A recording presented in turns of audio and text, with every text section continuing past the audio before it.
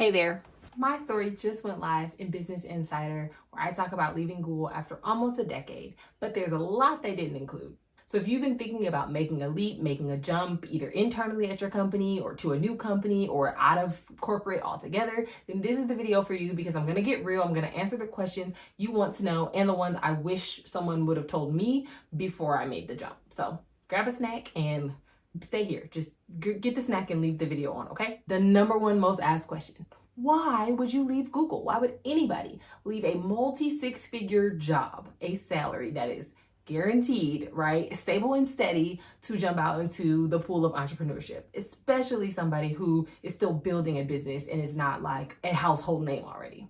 Why did I make the decision to leave? For me, this was a faith decision, and that may sound unclear, so I'll explain it. I have always said I want to be in God's will for my life. I started this business back in 2022. I've been at Google since really 2015 because I interned there, and then I came back full-time in 2016. In that time, I always knew Google is great. I want to grow there, I want to learn there, but it's not my big picture. I knew entrepreneurship was a path for me at some point, but obviously I wanted to build skills and get money and do things to grow my network and my career before I made this big dedication. I didn't even know what my business really was going to be when I started at Google. Fast forward, a lot of roles, a lot of promotions, a lot of networking and opportunities. And when I got back from my maternity leave, things had changed in my org structure. They were changing some more, and those were not bad changes, but they just didn't really leave me any room to grow. There was no space for me to get promoted again. The lateral moves that I tried to make, because I did, when I got back from my maternity leave, I applied to new roles, I tried new things, I had doors peek open and then close shut, and I took that as a sign, okay, I'm not operating out of desperation. My current role is not bad, it's just not exciting me anymore, and I'm not growing anymore. And the things I value in my career, I'm not going to be able to fulfill here long term. These are questions I tell my clients to ask all the time. Hey, think about your big picture, not just this one narrow focus right in front of you. And if you can fulfill that big picture here somewhere in a different way than maybe you would have considered, you should stay. But when you can no longer see that picture building out for you, that's a clear sign that there may be misalignment and it may be time for you to move. So I started to see that in my own life. And I actually had an uncle pass away, and the article mentions this. My mom's only brother passed away last year, and I was actually in Michigan for the funeral when I was watching a team-wide all hands, and the organization was talking about where we're going and what the future looks like. And then they said, and we're going to offer voluntary exit packages to anybody who doesn't see themselves aligning with this future and wants to take a buyout and leave the company voluntarily. And it's like, as soon as they announced it, I heard God say in my ear, this is for you. And I said, can't be. Says who? Couldn't be. Then who? That was me. I was like, nah, there's no way, because I have twin toddlers who are not even 1.5 yet. I have responsibilities. I have a mortgage. I have family that I support. Like, I had a lot of things that didn't make no sense for me to be talking about, you leaving a paying job for what? How? To do what, right? Like, obviously people knew I had a business. I operated and run that business for some time, but genuinely thinking through what it looked like to leave was not in my mind or on my radar at that point.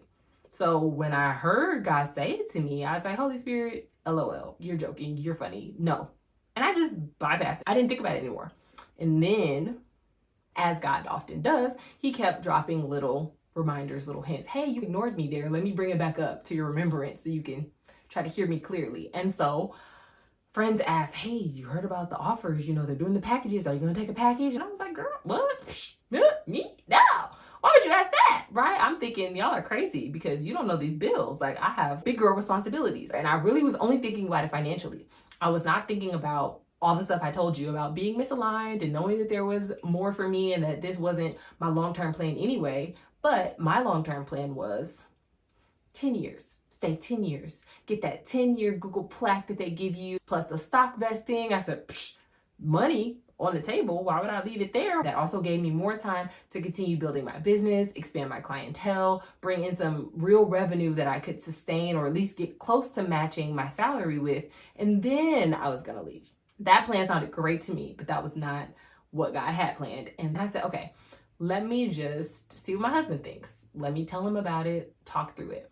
Bless that man. I was like, this is why I'm married to you. when we had that conversation, there was nothing but support. He was like, of course you should do it. Why wouldn't you do it? Why would you leave at 10 years with no money when you could leave at 9 3/4 with money? He was like, it's a difference of a few months, but tens of thousands of dollars you could leave with that would give you the seed money to really invest in your business and build things up. And I was like, oh, you're speaking from a place of wisdom and not of fear. And that's why I think God pairs you with the people he pairs you with, because sometimes you need to hear something from someone else, especially someone who you wouldn't expect, because my husband is very pragmatic. He is the numbers guy. I'm the dreamer. I'm the creative in the family. I'm the energy. I bring the fun.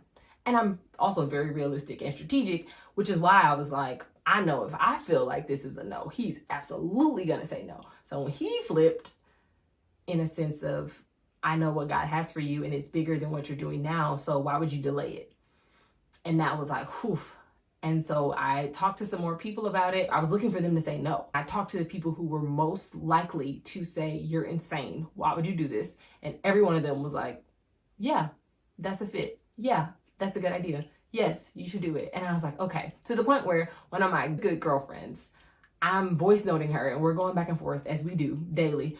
And I'm like, yeah, I'm thinking about doing this and I haven't really told anybody. And I'm just like, Lord, if this is you, because I feel like it is you and I've heard you before, so I know your voice, but I've also thought I heard you and stuff didn't work out right. And so I don't know if that was your plan then, but I need to know for sure if I'm gonna leave multiple six figures, I need to know that I didn't just dream this up or wake up one day feeling excited and take a leap that didn't make no sense. So God, I need a neon sign. And I'm telling her this in the voice note, you need to give me a big flashing green neon sign because I'm not going to see it any other way. Do you know that she sent me a photo of her in a neon green dress talking about, I have not worn this dress in years, but I had to show you what I was wearing because this is not a pale green. It's not olive green. It is neon green. And some people think, oh, that's a coincidence. That's serendipitous. You can call it what you want to call it. I'm going to say Holy Spirit was talking to me through her saying, I heard exactly what you said you needed, and I'm going to give you another sign because you're not listening to me. And I said, ugh. Okay, more convinced, a little nervous. And at this point, we have a timeline on when we need to decide. So I'm telling myself, okay, girl, you have to make a decision. I said, all right, take a week off from work. Just step away, take PTO. I was navigating like a lot of emotions with the loss of my uncle anyway. I should have probably took bereavement now that I think about it, but whatever. I said, take a week, figure this out, really spend time seeing if you can run a business full time because you've been giving it nights, weekends, your lunch break, not really a dedicated full day of work. So can you do it? Gave myself a week and it was the most chaotic, stressful week. I was like, I'm a horrible boss. I am not nice to myself. I worked until 2 a.m. most nights because I was in this crunch time and trying to deliver stuff for Dream Day and I had all this stuff going on. Wasn't great. And I said, well, if that's what it's like to work for me, do I really want to work for me? Like only me?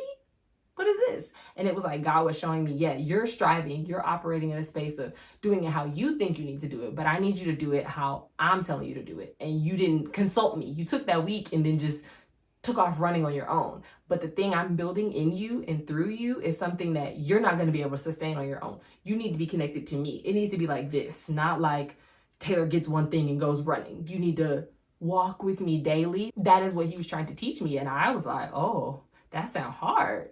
That sounds scary. That's not exactly how I had this picture. But I decided to leave based on my own desires and ambitions, yes, but also the bigger plan that the Lord had given me a long time ago for my future, which was entrepreneurship. And the timing of my plan and God's plan, they didn't really align. And so I had to take a leap in that I wasn't prepared financially in the way that I would have wanted to be. I wasn't prepared with the level of infrastructure in my business, and I did it anyway. So that's what happened. That's why I left. No one told me to leave. They were actually very surprised when I told my manager, hey, I applied for the program. I didn't know if I was going to get accepted, but I applied and put my name in. And I told her after the deadline to take it back. So I'm like, no, because I wasn't sure. Even when I put my name in, you got a month to change your mind. So I said, all right, I'm going to put it in and then I can take it back if I need to. And I kept thinking, okay, I'm going to rescind it. Yeah, I'm probably going to rescind it. Yeah, this is impulsive. What are you doing, Taylor? And I questioned myself the entire way. And I say that because so many people think when you get clarity and you take one step that is, oh, God told me to do this, or I know I'm meant to do this, then there's no more fog, there's no more concern, fear, worry, doubt. That's absolutely not true. And I literally coach people in mindset and clarity and decision making. So if I felt all of this as someone who knows the neuroscience, has studied this, is certified in it, like, of course, we all experience this. We're all human, and I am not above any of that. So when I was going through this, we were going through it. But the good thing is I had the right support, and I knew the tools, I had the faith and the belief, and I was able to walk out the clarity in steps versus expecting it to just poof appear in front of me, because it just doesn't work like that. So that is why I left. I answered the second question. Was I pushed out or voluntold? No, everybody was surprised. I was worried about how to manage some of the exit relationships and like, who do I talk to? How much do I share? Do they even want to know? But because it was a group of people leaving, not just me, I felt, okay, I'm just one of the numbers. Everybody who accepted this package is all leaving on the same day. And so I didn't even do as much relationship management as I probably could have with some of the executives and leaders that I worked with and supported. But no one told me to leave. I think they were genuinely surprised. Not a lot of them reached out and said anything. I also didn't, so I don't blame anyone for that, but no, my performance had been great. I wasn't in trouble, none of that, okay? So for anybody who wondered, no, I left on great terms, and I very well could go back if I chose. So that's that. Did I have a plan, or did I jump? Did I have a plan, or did I jump? Of course I had a plan, in that I knew what I wanted to do. I had this business already. I love this work. I wanted to support people in getting clear, making bold actions, and I said, okay, Taylor, if you teach clarity and bold decision making and being accountable to the work that you say you want to do, you have to live that out. And so the plan was to live it out. What that was going to look like tactically, no, that was not built out. I have a business plan. Obviously, my business has been formed for some time, and I have served clients, so I plan to do more of that. But the way that it would look, how I would package things up, what my daily structure, my weekly structure, all of that, I didn't have everything laid out. I didn't. But I knew, okay, I know how to run a business. So I said, all right, I can do this. And number 4, how much did I save before leaving Google?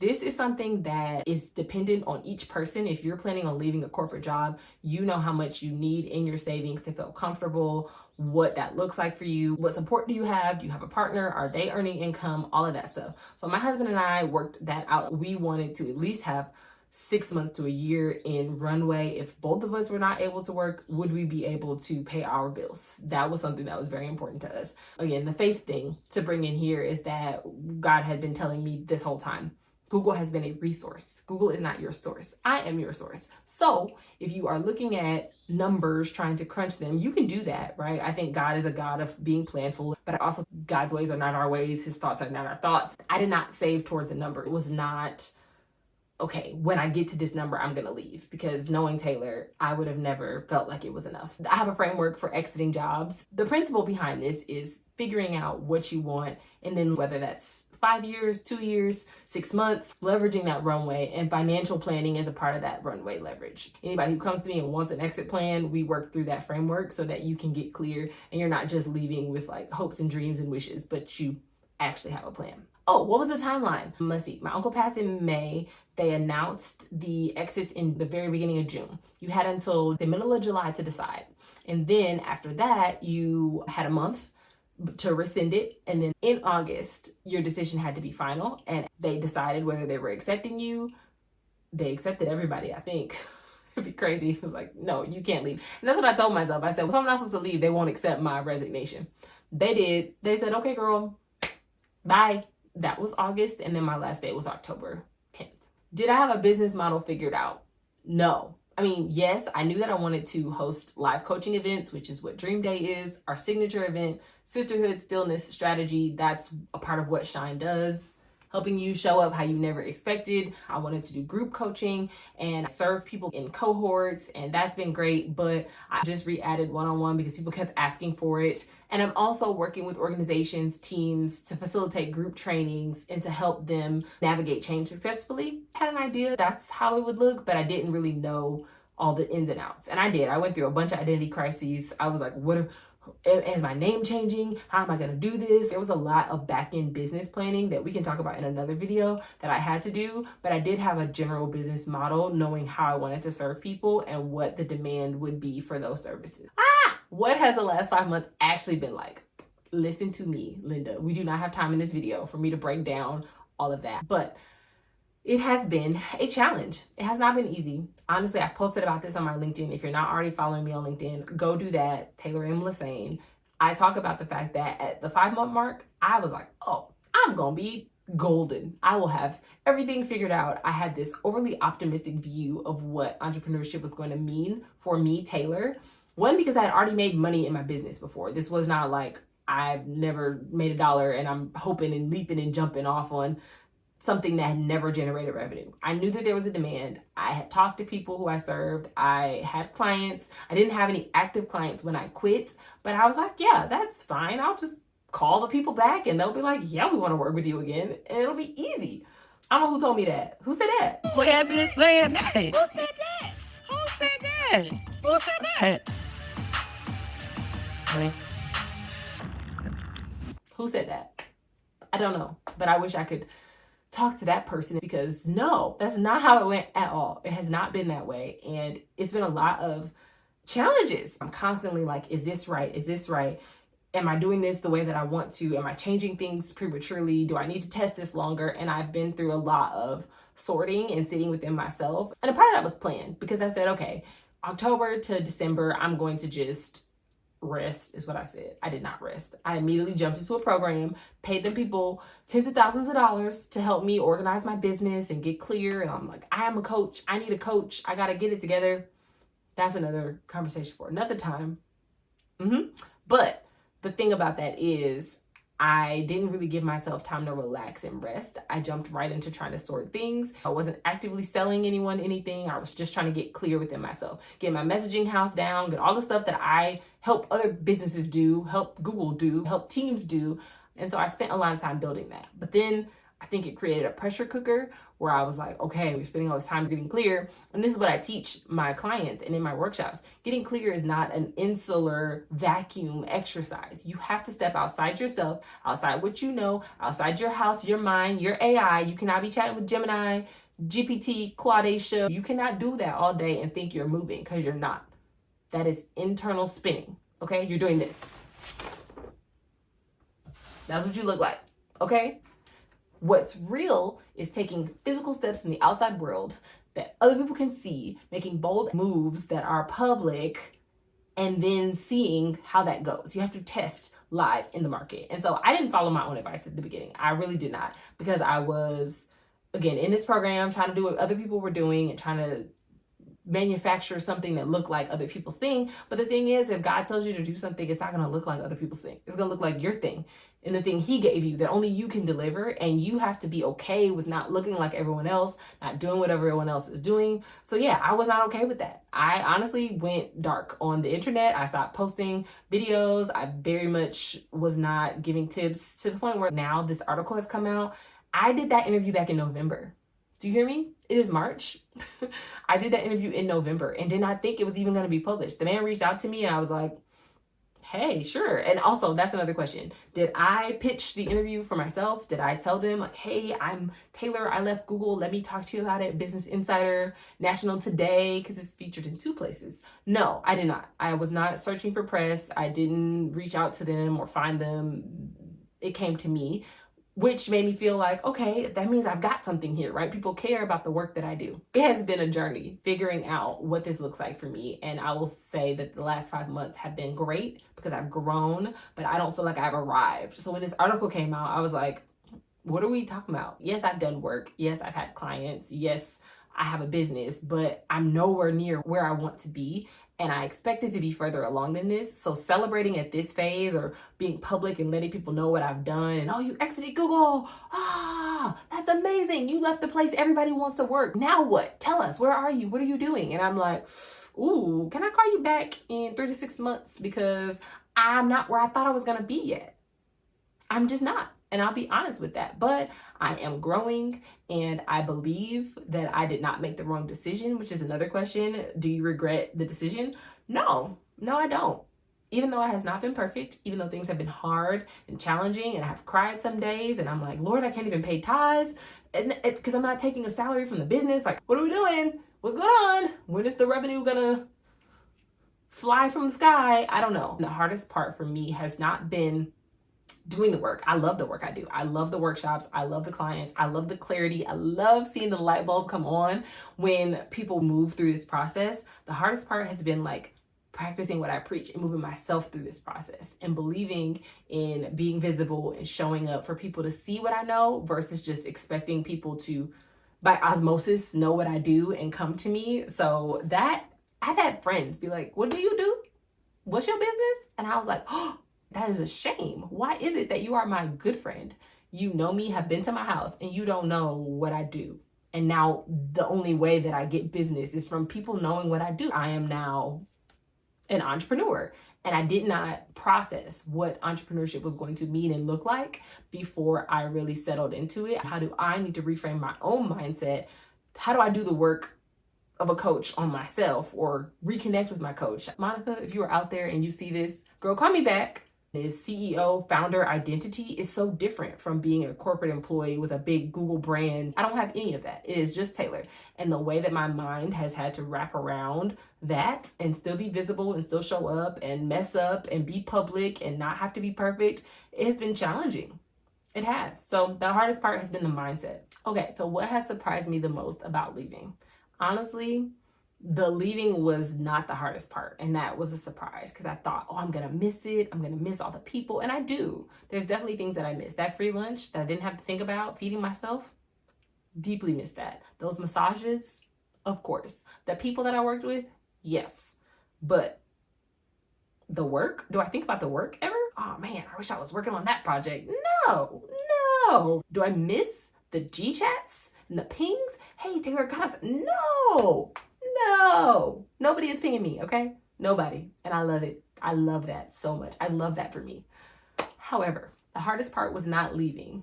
The hardest part was becoming someone who could lead myself, understanding what motivates me as an employee, not just as a visionary entrepreneur and a founder, but like I am also the worker in my business right now. And I've hired people, and how do I hire people, and how do I pay them for their services, and how do I communicate my vision clearly so that people who are not in my head can execute my plan? That is not something I had done in this capacity. I've had to create all the safety, all the structure, and that has been very hard. But the more that I do it, the clearer it gets. I will have the clients and I will do the work that I was born to do, meant to do, and it's going to work out. I believe that deeply. There's no part of me that is worried about how it's going to turn out. It's just, I want it to be now. I'm like, Lord, hurry up, you know? Like, hey, remember me? The person you told to leave their jobs? It has been challenging, but so worth it. So what can you take from this? If you are thinking about exiting your job, you're trying to figure out what to do next, how do you plan your next move? I'm glad you asked. The first thing I want you to know is if you're in this season and you're questioning what's next, you are not crazy for wondering whether or not this is a good idea or if this is a step you should take. If you have a cushy corporate job and they pay you well and you got those golden handcuffs on, I see you. I get it. I've been through it. You might be ready for something different in this season. And if that's the case, I would love to support you. I help people navigate career transitions and change and challenge with clarity and with boldness. So you know exactly what you want and how to get there. So if you are curious, there's more information down below and how you can work with me. What do I want you to know as we close this out? The first thing is that clarity is not something that appears in your lap. It's something you get through movement. You have to take action. You have to take steps. You have to move and do the things, public things, not internal quiet things. Public decisions, even if they're small steps, are big for producing clarity. But clarity is not something that you wait for. It's not something that your manager is going to give you, that your team is going to give you. It's not something that you can look to other people to bestow upon you. Clarity is something that you build from the inside out. Okay, through action. Yeah. The next thing, you don't need a perfect plan, okay? Clarity does not look like every exact step mapped out in front of you. Typically, it's just the next step. You don't just get a 90-step plan dropped into your lap and then know exactly what to do. No, you build that clarity by taking actions, and that is what this exit has meant for me. I couldn't really see the full staircase and trusting that as I moved my feet, there was going to be another step. And every step that I take, there's still another step there, which means I'm on the right path. And if I step somewhere and there's no step, I can easily move my foot back, but I can't stop moving. As you think about what it looks like for you, let me know if you have more questions. If you're thinking about leaving your job, or you're thinking about applying to a new job, you want to be promoted, you're trying to figure out what's next in your career, then that is the work that I do. If you lead a team and you're trying to help them through change and transition, literally, that is what my workshops are for. Love delivering the Clarity Lab to teams because the ahas that happen simultaneously in a room are like beautiful. It's magic. And if you have any more questions, let me know down below. Did you make it to the end? Do you still have your snack, or did you finish it? What was your snack? If you watch this video, let me know what your snack was. Put it down below in the comments. And if you wanted a snack but didn't have one, what would you have wanted? For me, I haven't eaten all day. I got this big old cup of water, and I wish I was eating a peanut butter and jelly sandwich while we talked. Let me know what yours is down below, and then let me know what you're navigating. If you want to join one of the Q&A calls, check the description box below. It's totally free, and we're asking questions and getting clear because change is certain. You can absolutely count on it, bet on it, it's coming. So your next move should be too. I want to help you get that clarity. We can work through it together. We have a Friday prayer on this channel every Friday at 8:30 a.m. where we literally pray about getting clear, avoiding perfectionism, and allowing God to do his perfect work in us. Until next time, remember, wherever you go, whatever you do, be the light. Bye. Did you subscribe also? Did I say that? Like the video. Subscribe. Give it a thumbs up. Drop me a comment. Do all the things, okay? Do all the things. Okay, bye.